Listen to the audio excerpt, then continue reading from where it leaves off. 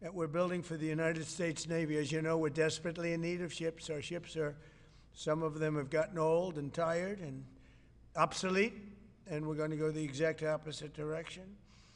We're delighted to be joined by Secretary of War Pete Hegseth, who's doing a fantastic job, and Secretary of the Navy John Phelan. Marco Rubio is here, who gave a great few words toward the end of last week. He spoke for a couple of hours on what a good job we're doing, which is true.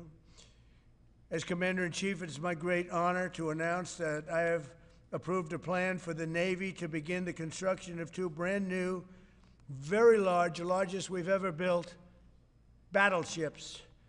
You know, you used to build the Iowa, the Missouri, the Wisconsin, the Alabama, many others. We had big battleships. These are bigger, but they will have 100 times the they'll be 100 times the force, the power, and there's never been anything like these ships. These have been under design consideration for a long time, and it started with me in my first term, because I said, why aren't we doing battleships like we used to?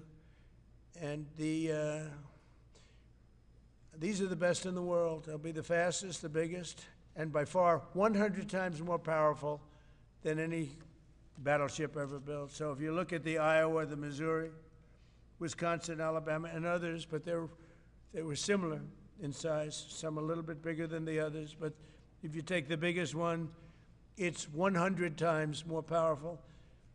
They're longer by a little bit, but and they're bigger ships, but they hold much more. They use the word lethality. Battleships are the largest, sturdiest, and most heavily armed vessel built specifically for naval combat.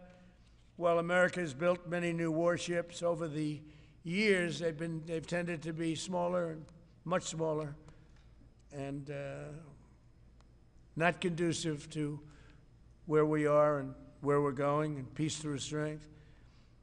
But including, we've been building aircraft carriers. We're going to be upping that also. We're going to be going to a superior aircraft. We have the Ford class. We're going to be upping that to a different class of aircraft carrier. And we haven't built a battleship since 1994. These cutting-edge vessels will be some of the most lethal surface warfare ships.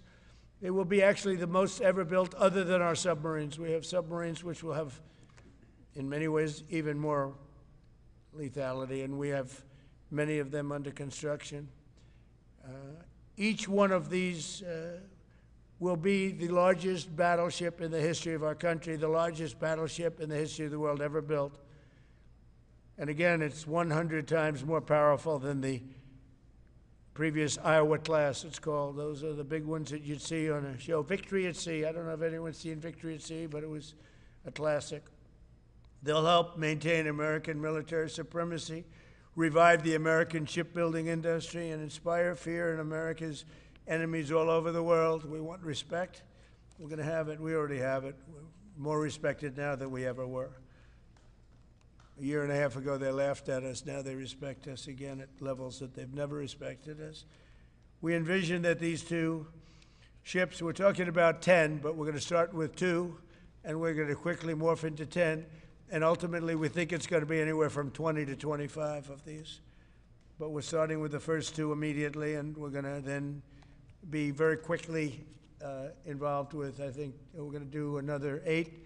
And then we're going to ultimately and pretty quickly have a total of about 20 to 25. We'll make that determination. We envision that these ships will be the first of a whole new class of battleships to be produced in the years to come. From Theodore Roosevelt, the Great White Fleet, you remember that, the Great White Fleet, to the legendary USS Missouri, whose massive guns helped win World War II. America's battleships have always been unmistakable symbols of national power. We stopped making them for whatever reason, I don't know. And I want to congratulate John Phelan, who is your secretary of the Navy. He came to me the first day we met. he talked about battleships, and I said, you're absolutely on the right track. He said, why are we doing other things? We have missiles, which are much more expensive. By the way, these battleships have tremendous numbers of missiles, but they also have guns. And in many ways, guns can do the trick just as well as missiles at a tiny fraction of the cost. Once completed, these new 30 to 40,000 ton plus vessels will be the flagships of the American naval fleet, and there has never been anything built like them. And I just want to, be very clear that we're building them here. We're working with others, but we're building them here. We have great Navy yards. We'll be negotiating with some of the companies that are running those yards, taking over the yards. We used to build a ship a day during World War II. Now we don't do ships very much anymore. We do military ships, we do submarines. By the way, we're 15 to 20 years advanced in our submarines over anybody else. That was one of the things that I did in my first term. We make the best submarines by far in the world. We're at least 15 years advanced ahead of anybody else in submarine development. Most powerful, that's right, the most powerful weapon anywhere in the world, undetectable. So the battleships are going to be armed just in terms of guns and missiles at the highest level. They'll also have hypersonic weapons, many hypersonic weapons, state-of-the-art electric rail guns, and even the high-powered lasers that you've been starting to read about. We have lasers where you aim the laser at a target, it just wipes it out. We're going to have, there'll be the most sophisticated lasers in the world, and the most sophisticated laser in the world will be on the battleships that we're building. They'll also carry the nuclear-armed, sea-launched cruise missiles currently under development, which will be instituted pretty quickly, but they're under development, and they've proven to be extremely lethal. The U.S. Navy will lead the design of these ships along with me, because I'm a very aesthetic person, alongside our partners in American industry, and we're going to have Pete Hegseth and Marco and a lot of very talented people involved, but a lot of it's already been done. We've been doing this for months. The construction will create thousands of American jobs. We're going to have the jobs be created. I mean, already we have factories being built unrelated to this, although AI will be a big factor when it comes to these ships. They'll be very AI controlled. Today's announcement is yet another step in our mission to make the United States Navy stronger than ever before. Again, when you talk about 100 times the power of these massive ships that we had years ago, it's pretty amazing. And next week, I'm going to meet with the defense prime contractors. I'm going to meet with them here, Florida. And we're going to be talking about production schedules because they're too slow. We have many countries, allies, that are wanting to buy. We make the greatest equipment in the world, by far. Nobody's even close, but they don't produce them fast enough. So we're going to be meeting with them to talk about the production schedules. We're going to have strong production schedules. And the only way they're going to be able to do that is to build new plants. Even with the F-35, we have many people want the F-35 fighter jet, and it takes too long to deliver them to allies or to ourselves. It takes too long. The only way they're going to be able to deliver them is if they build new plants. They don't want to build new plants because that's expensive. So we're going to be discussing production schedules. We're going to be discussing CapEx spending. We'll be discussing the pay to executives where they're making $45 and $50 million a year and not being able to build quickly. They're going to make that kind of money. They have to build quickly. Again, we make the best equipment in the world, but they don't make them fast enough. And we're going to be also discussing dividends. We want the dividends to go into the creation of production facilities. So we'll be talking about all CapEx, dividends, and the pay. We're also going to be talking about buybacks. They spend so much money on buybacks. They want to buy back their stock. I don't want them to buy back their stock. I want them to put the money in plant and equipment so they can build these planes fast, rapidly, like immediately. I mean, I have sold more planes than any president by far times probably 20. So every time I go someplace, I sell 100 planes. That includes commercial planes, Boeings, et cetera, but it also includes fighter jets.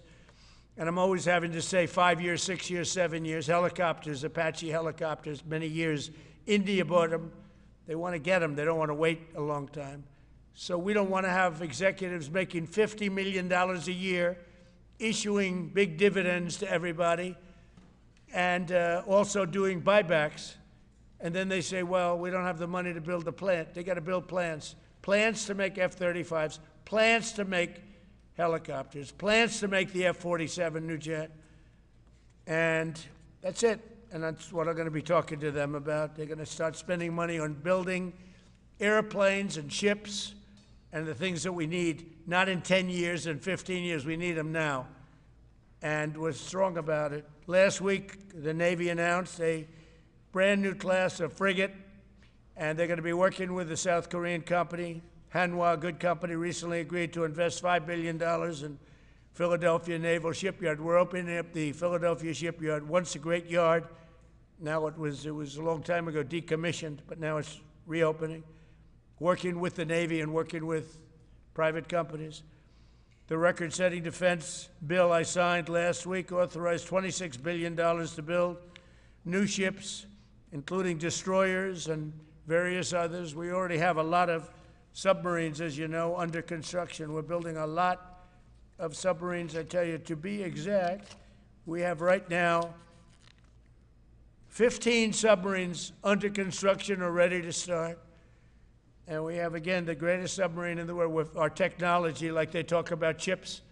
Well, I would say submarines are a bigger deal than chips. We're at least 15 years ahead of any other competitor. China, Russia, nobody can come close. We're also building right now 3 large aircraft carriers in addition to the ones we have. And we have, actually, interestingly, we have a lot of submarines. How many submarines do we have now altogether, approximately? Huh? What? Over 30. We have over 30. But these are the super-duper subs, and there's nothing like them. So we're going to be doing from 12 to 15 brand-new submarines. We have a couple of other things going on.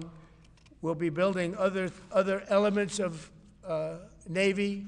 We'll be fixing up headquarters. We'll be fixing up places for our great sailors to live. And we're going to be working very hard with companies, but we're also going to be penalizing companies that aren't doing a good job. For instance, when they built the Ford, Gerald Ford, the cost overruns were ridiculous. That was done in Norfolk, Virginia. We're going to be talking about that with that company. The cost overruns were out of control. In World War II, the United States built upwards of 4 ships per day. Can you believe it? 4 ships a day, on average. And now they weren't all big warships, but there were ships, freighters, tankers. And it's a tragedy that we allowed this incredible capability to just go astray. We don't do that much anymore. We do build our warships, but that's about it. But that's a lot. We're going to restore America as a major shipbuilding power. We're going to ensure the USA is the most powerful fleet anywhere in the world, and long into the future with battleships helping lead the way, and the submarines that, again, nobody competes with us on submarines. So I just want to thank everybody, and I'd like to ask Secretary Hegseth to say a few words, followed by the Secretary, but if you would, Secretary of the Navy. But Pete's doing a fantastic job. By the way, we have drugs are down 96.2% coming into the United States. 92.6 by sea. And soon we'll be starting the same program on land. The land is much easier. But every one of those boats that we knocked out saved 25,000 lives. So we saved 25,000 lives every time we knock out one of those boats with the drugs pouring in. And you just have to see it. I mean, people say, oh, gee, do you think it was really drugs? Well, just take a look. Bags all over the place.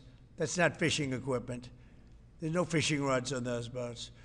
They move fast. When you see a boat with 4 engines or 5 engines on, going 40, 50 miles an hour, well, they get hit. We save 25,000 lives every single time we knock out a boat, and it's over 96% stopped by sea.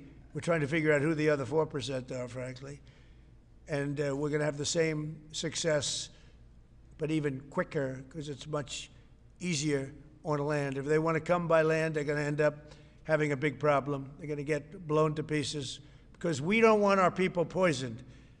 300,000 people died, probably last year 300,000. A lot of people say it was 200. Somebody said last night, it was only 175,000 people.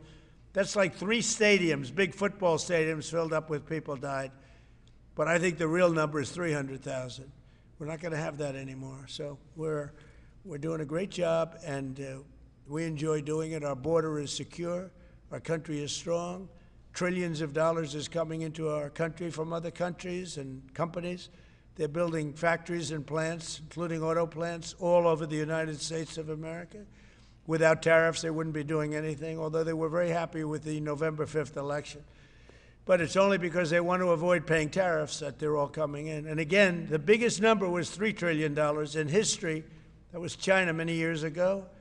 Now it's $18 trillion, and that's just in 10 months. We think we could hit $20 trillion. That's investment in the United States, including plant and equipment.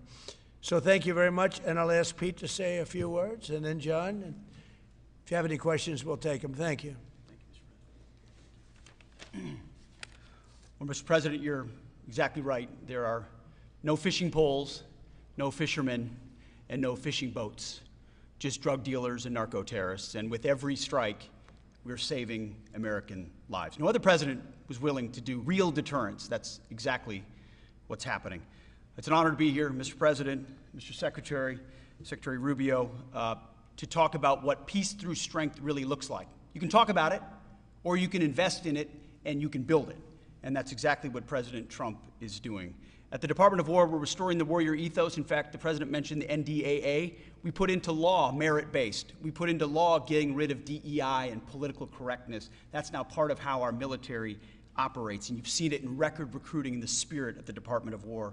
We're rebuilding the military. President Trump did it once. He's doing again with historic investments today in shipbuilding, and we're reestablishing deterrence, whether that's at the border, whether it's through Golden Dome, what happened with Midnight Hammer and what Iran found out, those drug boats, and of course the Houthis opening up the shipping lanes. American strength is back on the world stage. And the announcement of the Golden Fleet, anchored by new battleships, the biggest and most lethal ever, accomplishes all 3 of those things and marks a generational commitment to American sea power. Across the entire department, we are developing new operational concepts, deploying cutting-edge technologies, and making major investments, including in our Navy. This is happening in all domains, including space, as the President has talked about before anyone else. So it's the highest of domains and the lowest of domains under sea, and especially today in sea power, that always has to be decisive, has been in the history of America, and will continue to be under the leadership of President Trump. We will make sure that anything that flows from our country and with our allies flows freely and uncontested. New and better ships will provide that deterrent today and for generations to come. This new class, these new investments, will be the types of things that for decades, for centuries, the American people will look back and thank President Trump for having the vision and the willingness to invest right now in capabilities we need today, tomorrow, and long into the future. So, Mr. President, thank you for this investment, and I'll hand it over now to the Navy Secretary.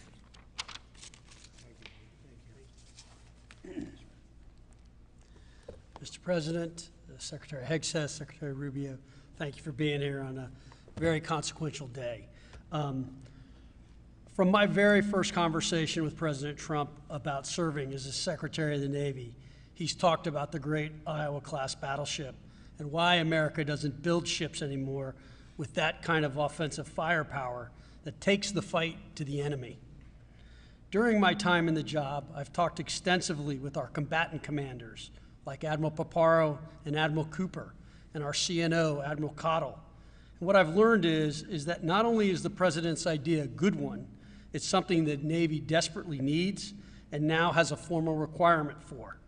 The future Trump-class battleship, the USS Defiant, will be the largest, deadliest, and most versatile and best-looking warship anywhere on the world's oceans. I want to thank the President for his vision to make this game-changing capability for the United States Navy. The Iowa was designed to go on the attack with the biggest guns, and that's exactly what will define the Trump-class battleships: offensive firepower from the biggest guns of our era. This ship isn't just to swat the arrows. It is going to reach out and kill the archers. And for the first time in generations, we'll have a new leg in America's nuclear deterrence, because the Trump-class battleship will carry the nuclear-armed, sea-launched cruise missile. Striking dominance isn't all that the Trump-class battleship brings to the fight at sea. It has the size and capacity to serve as a flagship for our fleet commanders so that they can command and control naval forces far out to sea. As shown in the series, and the President mentioned it, Victory at Sea, Admirals Bull Halsey and Raymond Spruance commanded the war in the Pacific from their battleship flagships during World War II. Now this new battleship will command everything from warships to drones and everything in between. We're going to make battle groups great again. And this is just one piece of the President's golden fleet that we're going to build with the investments he talked about. A new frigate, the right frigate, the one our warfighters have told us they need. More amphibious power for our Marines with new capabilities like the medium landing ship. As part of the Navy's high-low mix, we're moving out aggressively on unmanned vessels with funding from the President's One Big Beautiful Bill to bring options to the fight and pull new, non-traditional defense partners into the American shipbuilding ecosystem. And we're making a generational investment in support ships. Logistics wins wars, and that kind of shipbuilding is the spark that will ignite the industrial base and help power the commercial shipbuilding that the President has called for. Under your leadership, Mr. President, we will have more tonnage and firepower under construction than ever before in our history. Building the President's Golden Fleet means jobs across the United States now. There'll be work for shipyards everywhere, from Philadelphia to San Diego, from Maine to Mississippi, from the Great Lakes to the Gulf Coast. And for manufacturers that will build components for this battleship in every state. The President has been clear. We must bring back our American maritime industrial might. And he has told me many times that as Secretary of the Navy, it is my job to equip our sailors to win the fight at sea with the finest ships in our history. To conclude, the USS Defiant battleship will inspire awe and reverence for the American flag whenever it pulls into a foreign port. It will be a source of pride for every American when it brings home our brave sailors who will sail defiant, raise their fists, and say, "We are peace through strength." And our adversaries will know when the Trump-class USS Defiant appears on the horizon, American victory at sea is inevitable. Thank you, Mr. President. Now, when a conflict arises, you are going to ask not one, but two questions. Where are the carriers, and where are the battleships? Thank you. Thank you very much. Thank you. I just want to mention that John Phelan is one of the most successful businessmen in the country, in our country. Been a tremendous success, and he wanted to do this, and for nothing. He's taken probably the largest salary cut in history, but he wanted to do it. He wants to rebuild our Navy, and you needed that kind of a brain to do it properly. So I just wanted to give you a little information on him, which is probably enough. But one of the most successful men in the country, and he's that because he understands it, and he understands finance in addition to what we're talking about. Somebody who's doing a fantastic job is Marco Rubio, Secretary of State. And Marco, maybe say a few words, and then we'll answer some questions. Thank you. Thank you, Mr. President. And I don't have much to add. This is a phenomenal presentation. Thank you, Mr. President. This is American industrial power returning. This is the ability, once again, to rebuild, to have industry in the United States. this is generational in the change, not just in terms of applying American war power, increasing our ability to protect the seas. The U.S. Navy is the single biggest source of peace in the world of all of our forces because it gives us a global footprint. But it rebuilds American industrial capacity. The ability to make things again in our country has been critical to what the President's agenda has been all about, and this is a tangible reminder of it. And I know the country's grateful for it, and generations of Americans will be grateful for it. So thank you. Thank you, Marco. By the way, I think I'd just like to point out that these ships are made of steel as opposed to aluminum. It's a big difference, as you know. Battleships, the great battleships, had 6- and 7-inch steel hulls, and these are going to be likewise made out of very powerful steel. Our steel industry is coming back very strongly, by the way. It's coming back at record numbers, and we're going to be using them for the steel, but as opposed to an aluminum side, which, in all fairness, is not the same. So, John, we're going with all steel, I understand, and that's going to be something that people are surprised. More expensive, but not even comparable in terms of the importance and the strength. Yeah, please. What's your timetable for these first two ships, and do you see them as a Yeah, counter to China? we're going to start almost immediately, and we'll probably talking about 2.5 years. And in terms of the mission, do you see it as a counter to China? It's a counter to everybody. It's not China. We get along great with China. I have a great relationship with President Xi, and not China. It's just everybody. You don't know who comes along, but we just wanted peace through strength. Hopefully we never have to use them, but there will never be anything built like these. Think of it. Those battleships are incredible. These have 100 times the power. Think of that. I mean, and they were big and they were powerful. You know, I thought about taking some that are in dry dock and changing them, and then when I said that, you know, if we did, would be about, we could increase, if we doubled them, they'd be at like just a tiny fraction of what one of these was. This is the new technology, which is incredible. So we decided pretty early on not to do that. Yeah, please. Mr. President, Julio Rosas with Most Peaceful.media. You just referenced the lower amount of illegal drugs that are coming by sea, and you just said that you're going to start that same program on land soon. Are you just referring to Venezuela, or are you referring to other countries in Latin America? Anywhere drugs are pouring in, anywhere, not just Venezuela. No. Yes. Speaking of Venezuela, oil. What are we going to do with the oil that we have? Going to do with what? The oil that has been seized. The United States seized 1.9 million barrels of oil on December 10th. We're going to keep it. We're keeping it. Where's it? Are we going to sell it or put it in the strategic oil reserve? Maybe we'll sell it. Maybe we'll keep it. Maybe we'll use it in the strategic reserves. We're keeping it. We're keeping the ships also. Yeah, please. About Venezuela, sir, have you spoken to American oil companies that have had their assets seized about what a post-Maduro Venezuela would mean for them, of what coming back and restarting operations? The big ones, yeah. I have. Yeah, please. Why do you feel like this initiative was neglected for so many years, and does this come amidst the rising tensions between the U.S. and Venezuela? We're talking about with Venezuela? Yes. Well, you had a different kind of a president before me.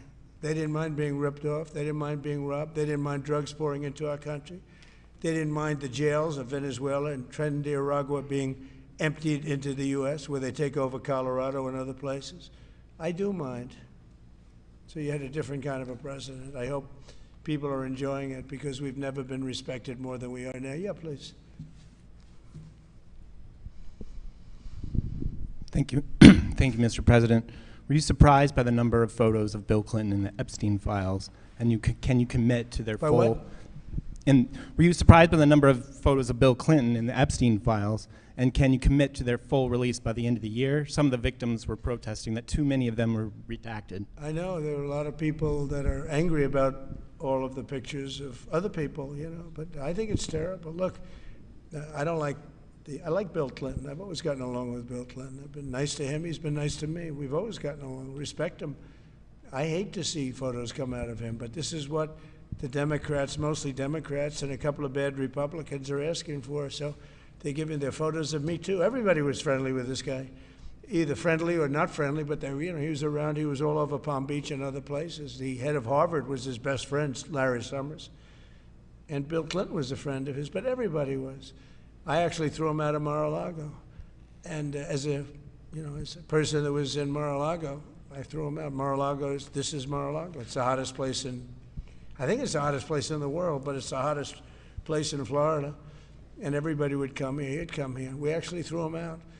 But no, I don't like the pictures of Bill Clinton being shown. I don't like the pictures of other people being shown. I think it's a terrible thing.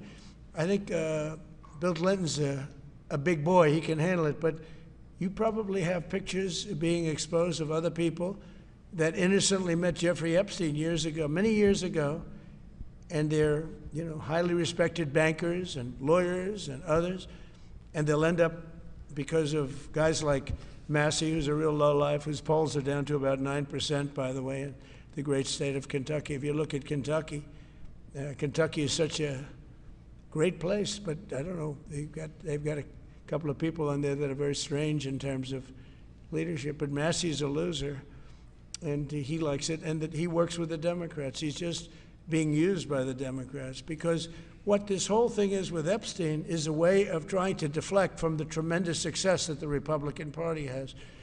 Like, for instance, today we're building the biggest ships in the world, most powerful ships in the world, and they're asking me questions about Jeffrey Epstein. I thought that was finished. I believe they gave over 100,000 pages of documents, and there is tremendous backlash. It's an interesting question, because a lot of people are very angry that pictures are being released of other people that really had nothing to do with Epstein, but they're in a picture with him because he was at a party, and you ruin a reputation of somebody. So a lot of people are very angry that this continues. A lot of Republicans are angry because of the fact that it's just used to deflect against a tremendous success. Look, we have $18 trillion coming into our country. We have, I believe, we're going to have the most successful economy in history. We inherited a mess. Now prices are coming way down. Gasoline is less than $2 in some states, $1.99, $1.97, $1.95 a gallon. $1.95. Think of that. A gallon. Nobody ever thought they'd see that. They don't want to talk about that. They want to talk about Epstein. And the problem is a lot of Democrats are being caught up in the web, like Larry Summers. Larry Summers was the head of Harvard. He's now been forced to resign from every board he's on, and he was thrown off the Harvard board. Now, he was at Epstein's Island a lot. I wasn't. I never went there, by the way. But fortunately, it's nice. But I never went there. But a lot of people did go there. But instead of talking about the battleships, or instead of talking about most favored nations drugs, we're bringing down drug prices like at a level that has never even been thought of, by thousands. Think of it, by 1,000%, by 1,200, 1,300, 1,400% in some cases. A drug that sells for $10 in London is costing $130 in New York. We're bringing it down to $20, and they're going to go up to 20. So they're going from 10 to 20, which is a doubling. It's a doubling. That's a lot, but it's a doubling. But we're going down to 20. So we're going down, if you can do your own math, but it's 2,000%, 3,000%. It's pretty amazing. And you know, the New York Times had a story about it, a small story, way in the back of the paper. It's the single biggest thing to happen with respect to drugs probably in 50 years. It's never been anything like this. In my first term, I was able to get drug prices down 0.25%. It's the first time in 28 years that they went down. 0.25%. I was so proud of myself. Now we're doing them 2,000%, 1,500%, 1,200%. That pill that sold for $130 will now be selling, as an example, for $20, because the rest of the world took advantage of us. Without tariffs, I could have never done it. I called up the heads of the countries. As an example, France, I spoke to a very good man, President Macron of France, and I said, Emmanuel, you have to raise your drug prices. He said, no, no, no, we will not do that. I said, you have to. He said, no, I don't want to do that. Look, you're asking me if it go to $10 to $20, you're going to come way down to 20. We don't want to do that. Now, in all fairness, no other president even tried. But if they did try, there was actually a fake story in stupid USA Today. I didn't even think they'd make it anymore. I haven't. But I saw a story where Biden was trying to do this. Biden never tried to do it. Biden didn't know he was alive. He never tried to do it. But they're taking it from $10 to $20. So he would say, and the other leader said the same thing. No, no, we won't do it. I said, no, no, you're going to do it 100%. They said, nope, we're not doing it. We're not going to double our price. Because, again, if you go from $10 to $20, they're doubling their price. We're coming down, though, from $130 to $20, because we're going to get the lowest drug prices in the world. Whatever the lowest price is called favored nations, we're going to have the lowest price. So I said, no, no, you're going to. No, no, I will not do this. Politically, it's unacceptable. I said, Emmanuel, you're going to do it 100%. Please accept it now. Be nice. You're going to do it 100%. No, no, no, I will not. I said, yes, you are. He said, why do you keep telling me I am when I'm not? Because if you don't do it, I'm going to put a 25% tariff on everything France sells into the United States of America. And that's approximately 20 times more than I'm asking for with respect to drug prices. He said, I see. I agreed to do it. Every other country said the exact same thing. They all said, nope, I will not do it. I said, all right, on Monday morning you'll have the 25% tariff, everything you sell. In the case of France, it was wine, champagne, cars, everything they sell. It's 25 to 30 times the price of what we're talking about, at 25%. Every single country agreed. And that was the big problem. The drug companies were difficult, but fine, because we have a certain control over the drug companies. We had no control over these foreign nations. So every single country has agreed to do this. So we will take that pill price down, as an example, talking about not just pills, we're talking about everything. We'll take it down from $130 a pill down to $20 a pill. And the rest of the world will take it from $10 a pill up to $20. It's the biggest thing ever to happen, and it's covered, barely covered in the New York Times, because it's a fake newspaper. Yeah. Mr.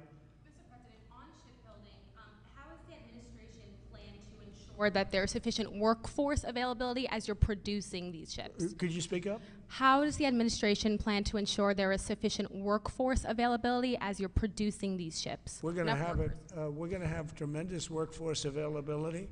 We're also going to have robots helping us. We're going to have a lot of robots helping us because we need it. And because we're going to town, we're building a lot between the AI and the auto plants. So we're going to need robots. We're going to have robots, but that's going to help us. We're going to have tremendous workforce. And in order to operate you're always going to need people.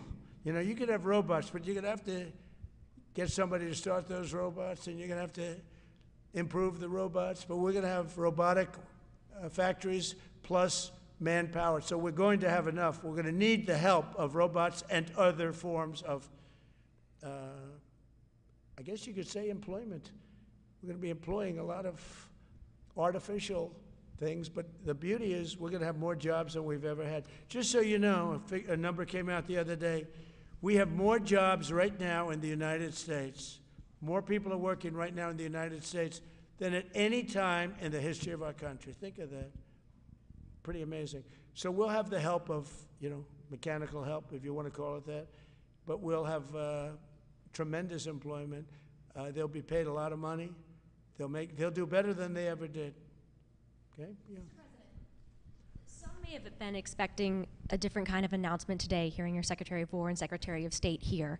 You mentioned strikes on land in Venezuela more than 15 times, even now, just in your recent remarks. Why should Maduro take your threats seriously? And he can do whatever he wants. What's your end Maduro? game? What's your end game? There's no answer. He can do whatever he wants. I mean, we have a massive armada formed, the biggest we've ever had, and by far the biggest we've ever had in South America. He can do whatever he wants. It's all right. Whatever he wants to do. If he wants to do something, if he plays tough, it'll be the last time he's ever able to play tough. But they sent their prisoners into us. They sent people from jails, and prisons. They sent people from mental institutions and insane asylums into the United States, just walked right in because Biden had an open border policy. What the Biden administration did to our country can never be forgotten. They took in millions and millions, 25 million people over the course of 4 years. Many of those people were murderers and drug dealers, prisoners, rough prisoners, 11,888 murders. More than half of them killed more than one person. They came into our country.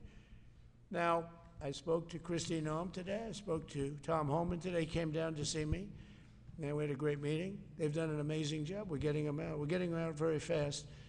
But this should have never happened. But Venezuela was one of the... Venezuela took advantage of the open borders that Biden created more than any other country. Tren de Aragua, we had gangs all over.